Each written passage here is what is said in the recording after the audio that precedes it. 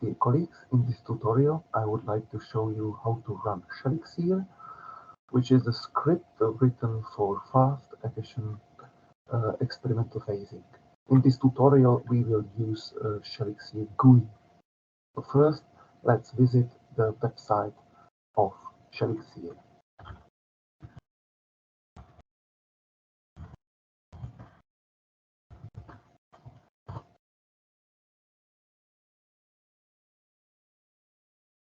Here is the website, and here you can read a bit more about SHELIXIR. There is also a link for the GUI. Here you can download the binary file for SHELIXIR, also with the older files. Here, older versions.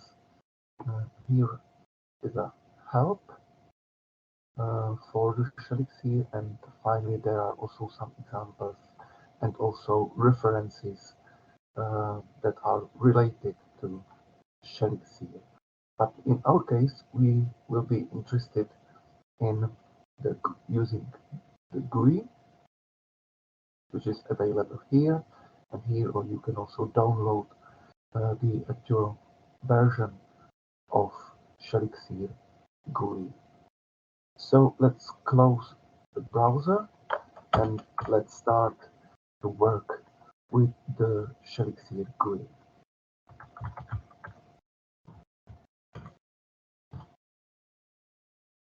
Although the window is a bit smaller, I hope you can see it. So the first we have to select the name for our job. Let's call it GerE because this is the shortcut for the protein we will be working with.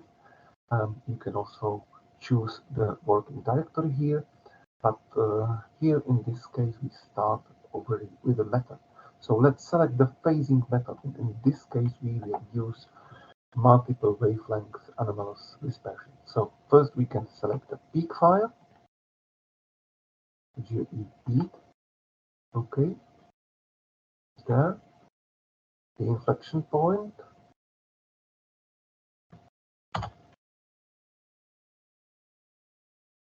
high energy remote data, low energy remote data, and the native dataset. And once we close the window, all the files will appear here in the list of files, and you can check whether all the assignment is correct or not. Quite frequently, the information about the unit cell parameters is already in the files, but if not, you can manually adjust the wavelength to a specific number if it is valid here, but in this case it was correctly because this is the wavelength for the selenium. You can also edit here the unit cell parameters because sometimes the readout of the parameters doesn't work, so you can modify it here, but in this case again everything was fine. And in this field you can select the space group.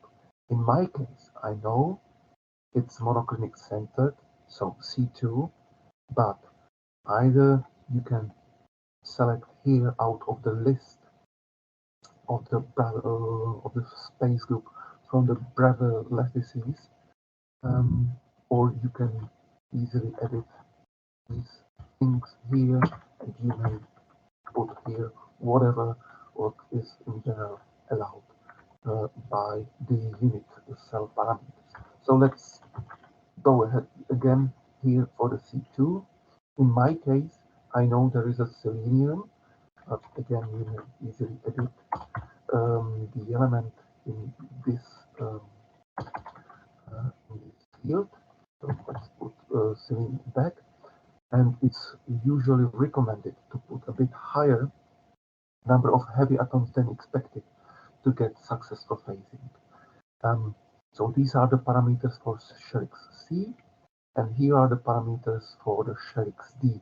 Let's keep the number of trials to 100 and keep all the calculations short and keep it fast.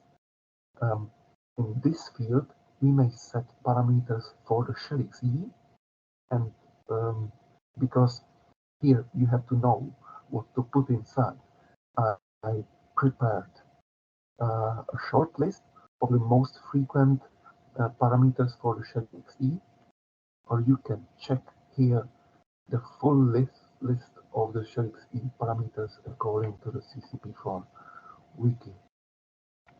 Okay, let's take the numbers small to keep everything in a short time, and let's have a number of auto cycles to 1, and let's select the solvent content parameter to 45%. Yeah.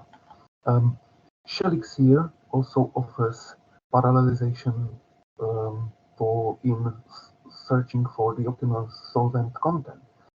And in this case, this is parallelized, and you can use as many CPUs as is available with your computer. In my computer right now, it's a 4 CPUs, but if you wanted to keep one, for example, one CPU for another work, you can put the number 3 here.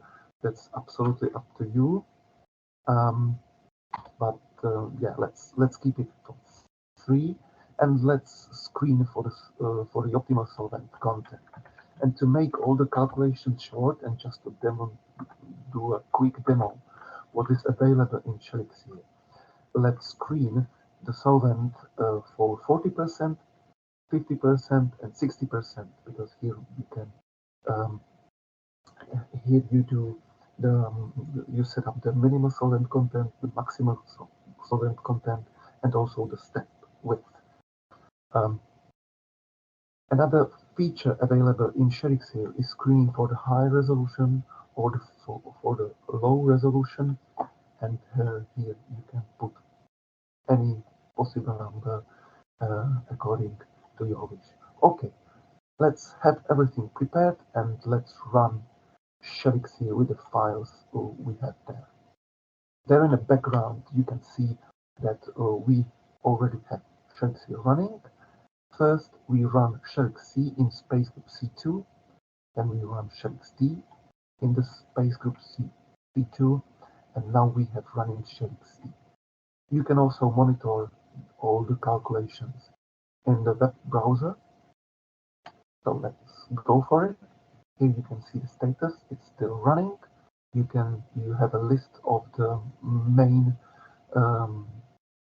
input numbers or parameters, let's say, and here we can already check what is finished and what is still to be calculated. So here, for the SHELIXC routine, we have the graph showing the strength of your anomalous signal, and for every single routine, you have here available the input file. In case something was wrong, you can check here and later modify the input file and run the SHELIXC again. You have here the log file available. All the graphs are generated from the log files here, and the automatic current resolution cutoff is set to 3.3 angstrom. Here, in the SHELIXD routine, we again may check the input file and see what parameters are written here, and also check the log file, where you can see all necessary number based on which all here the other plots are generated. So there is a CCO, there is a CC week, and we see here that the solution was probably found. There is also a link to a graph of platform. There is a CCO, but I don't like this graph, and I don't want to have this overcrowded. That's why I put a link, and it's not shown here. What is very important is to have a view of site occupancy versus site number, because here, once you see a big drop in in the occupancy, it usually um, points you to the correct solution. Um, and now we can see here also that the results from SHELIXIR routine appeared, and here we see the contrast versus solvent content. This is a usual graph to show the contrast versus the cycle, but in our case we have a contrast of the original and inverted solution um, um, plot against the solvent content, and we can see that the solution was found, the inverted solution is correct, and finally SHELIXIR also shows the graph of number of atoms built versus solvent content, which I think is very useful because the higher number of the atoms is found, uh, the better phases usually afterwards are. And finally, here you can see the references for the related manuscript. Okay, let's believe the solution was found, and we have here the solvent content 40%, and we know it's the inverted solution. So let's try to find the files. Each run of SHELIXIR creates a directory called results underscore and the name of your run. So we have here the file results underscore GerE. Let's go to this directory and see what files are here.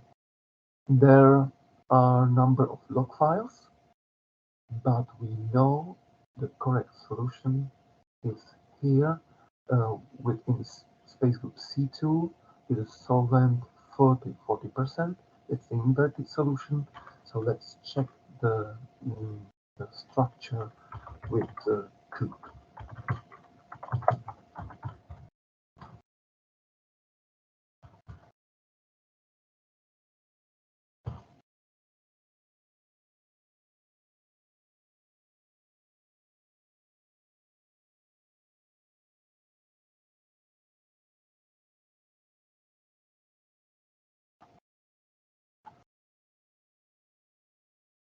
The structure looks somehow good. Let's try to load phases, and we know it's inverted solution. Let's open. Let's accept them, and we can see that here the main chain is traced quite well. We can already see, although the resolution of the structure is low, we can see some features that may help us to build the correct structure. And let's try to see the solvent as well. So map parameters, let's increase them. Radius to something like 40 or maybe 50. And we see that there are regions where almost no electron density is present, and this is another feature showing you that the correct solution was found. So that's all. Thank you for attention, and I hope you will enjoy using SHELIXIR, and please report me any mistakes or any errors that you encountered, because so far nobody has ever responded me that something doesn't wrong.